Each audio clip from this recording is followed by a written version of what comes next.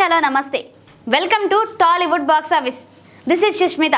మీరు cinema lover అయితే ముఖ్యంగా సైన్స్ ఫిక్షన్, హారర్, థ్రిల్లర్ జోనర్లో సినిమాలు చూడడం ఇష్టమైతే ఈ వీడియో మీకు ఖచ్చితంగా నచ్చుతుంది.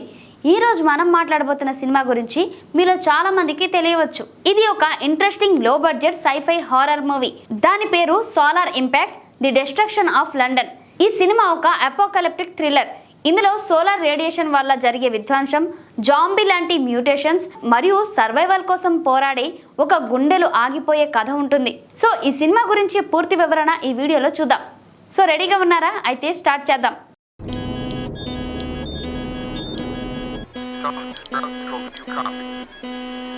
సోలార్ ఇంపాక్ట్ అనేది 2019లో విడుదలైన ఒక British science fiction horror movie.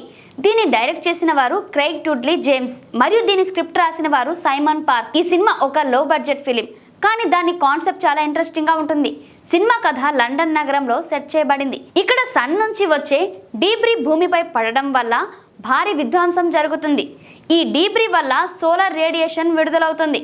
దాని ప్రభావంతో మనుషులు జన్యుపరమైన మార్పులు జరిగి వారు జాంబీ జీవులుగా మారతారు. ఈ కథలో ఒక గుంపు స్నేహితులు ఈ ఖతర్నాక్ పరిస్థితిలో బతకడానికి పోరాడుతూ లండన్ నుండి తప్పించుకోవడానికి ప్రయత్నిస్తారు. ఇది ఒక సర్వైవల్ థ్రిల్లర్.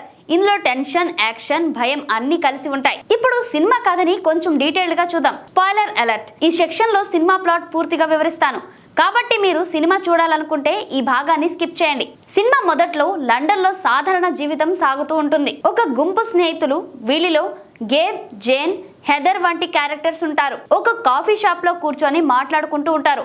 అక్కడే వాళ్ళకి బయట ఏదో అసాధారణం జరుగుతుందని తెలుస్తుంది. సడన్ గా సన్ నుండి వచ్చిన డీబ్రీ భూమిపై పడడం వల్ల భారీ విధ్వంసం మొదలవుతుంది. ఈ డీబ్రీ వల్ల సోలార్ రేడియేషన్ విడుదలవుతుంది. దీని ప్రభావంతో మనుషులు ఒక్కొక్కరు జాంబీ లాంటి జీవులుగా మారిపోతారు. ఈ జాంబీలు చాలా దూకుడుగా ఉంటారు. రక్తమాడే కళ్ళు, విచిత్రమైన ప్రవర్తన మరియు ఇతరులపై దాడి చేసే తీరు కలిగి ఉంటారు. ఈ స్నేహితుల గుంపు ఈ ఖతర్నాక్ పరిస్థితిలో బతకడానికి లండన్ నుండి తప్పించుకోవాలని నిర్ణయించుకుంటారు. వాళ్ళు ఎయిర్పోర్ట్ కి వెళ్దామని ప్లాన్ చేస్తారు, కానీ దారిలో వాళ్ళకి ఎన్నో సవాళ్లు ఎదురవుతాయి. ఉదాహరణకు వాళ్ళ కార్ టైర్ పంచర్ అవుతుంది. దీంతో వాళ్ళు నడిచి వెళ్లాల్సి వస్తుంది. దారిలో వాళ్ళు జాంబీలతో పోరాడాల్సి వస్తుంది.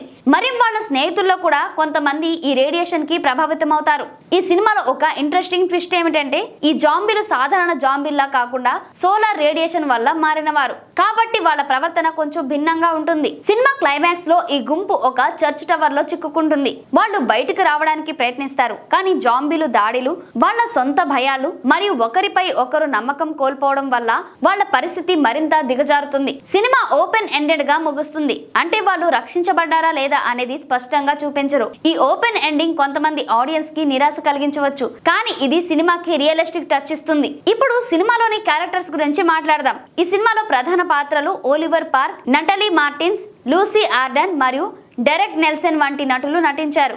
ఈ నటులు బ్రిటిష్ ఇండిపెండెంట్ సినిమా రంగంలో కొంత పేరు తెచ్చుకున్నవారు, కానీ హాలీవుడ్ స్థాయి స్టార్స్ కాదు. వాళ్ళ నటన సాధారణంగా బాగుంది, కానీ కొన్ని సన్నివేశాల్లో కొంచెం లోటుపాట్లు వచ్చింది.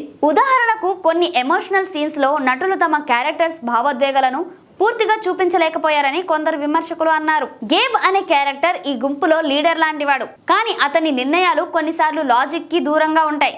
ఉదాహరణకు ఒక సన్నివేశంలో అతను ఒక ఇన్ఫెక్టెడ్ వ్యక్తిని ఇంట్లోకి అనుమతిస్తాడు. ఇది ఆడియన్స్ కి చాలా స్టూపిడ్ నిర్ణయంగా అనిపిస్తుంది. జేన్ మరియు హీదర్ క్యారెక్టర్స్ కూడా చాలా బాగుంటాయి, కానీ వాళ్ళకి సరైన బ్యాక్ స్టోరీ లేకపోవడం వల్ల ఆడియన్స్ తో ఎమోషనల్ కనెక్షన్ పూర్తిగా ఏర్పడదు.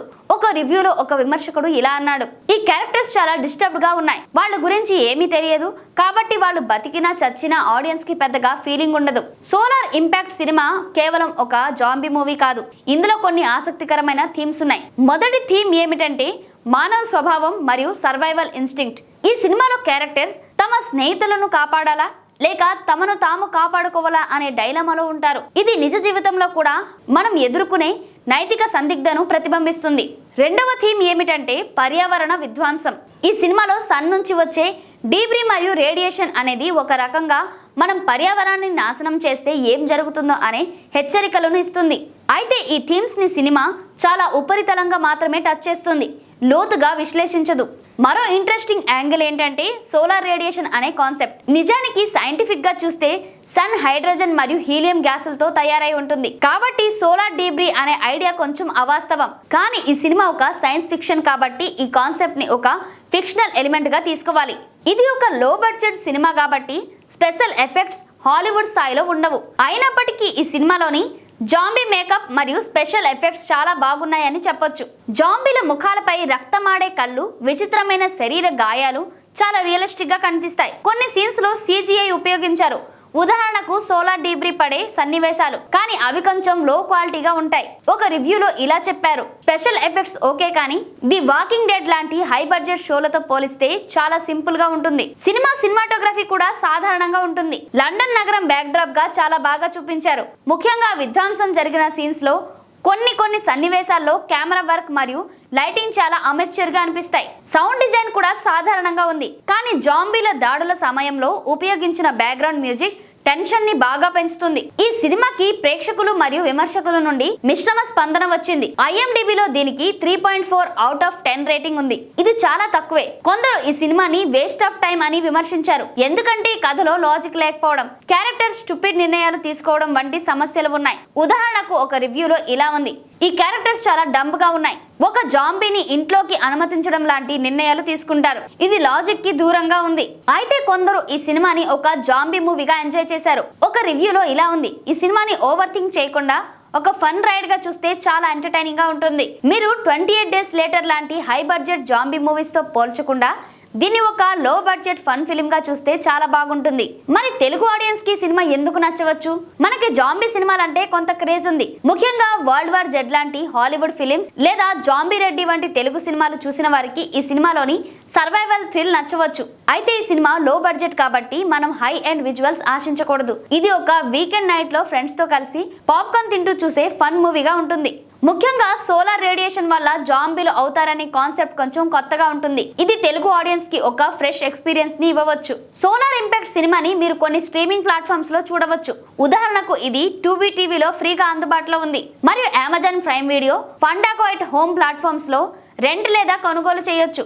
భారతదేశంలో ఉన్నవారు సోలార్ మూవీ వంటి ప్లాట్ఫామ్స్ లో కూడా ఈ సినిమాని చూడొచ్చు, కానీ VPN ఉపయోగించాల్సి వస్తుంది. సోలార్ ఇంపాక్ట్ అనేది ఒక పర్ఫెక్ట్ సినిమా కాదు, కానీ ఒక లో బడ్జెట్ సైఫై హారర్ మూవీగా ఇది తన పని చేస్తుంది. ఇది 28 డేస్ లేటర్ లేదా ది వాకింగ్ డెడ్ లాంటి హై బడ్జెట్ జాంబీ సినిమాలతో పోటీ పడలేదు, కానీ ఒక ఫన్ టెన్షన్ ఫీల్డ్ రైడ్ కోసం చూస్తున్న వారికి ఇది బాగా నచ్చవచ్చు. సినిమాలోని కొన్ని లాజిక్ లోపాలు, సాధారణ నటన మరియు లో క్వాలిటీ CGI కొంత నిరాశ కలిగించవచ్చు, కానీ ఈ జాంబీ మూవీ ఒక్కసారి చూడదగిన సినిమా. మరి మీరు ఈ సినిమా చూసారా? అయితే మీ అభిప్రాయం కామెంట్స్ లో తెలియజేయండి. మీకు ఇలాంటి జాంబీ సినిమాలు ఇష్టమైతే ఇంకా ఏ సినిమాల గురించి వివరణ కావాలో సజెస్ట్ చేయండి. ఈ వీడియో మీకు నచ్చినట్లయితే లైక్ చేయండి, షేర్ చేయండి, మరి మా ఛానల్ ని సబ్స్క్రైబ్ చేయడం మర్చిపోకండి. బెల్ ఐకాన్ కూడా క్లిక్ చేసి పెట్టుకోండి, ఎందుకంటే ఫ్యూచర్ వీడియోస్ కోసం. మరో ఇంట్రెస్టింగ్ వీడియోతో మళ్ళీ కలుద్దాం. Until then, bye bye, take care.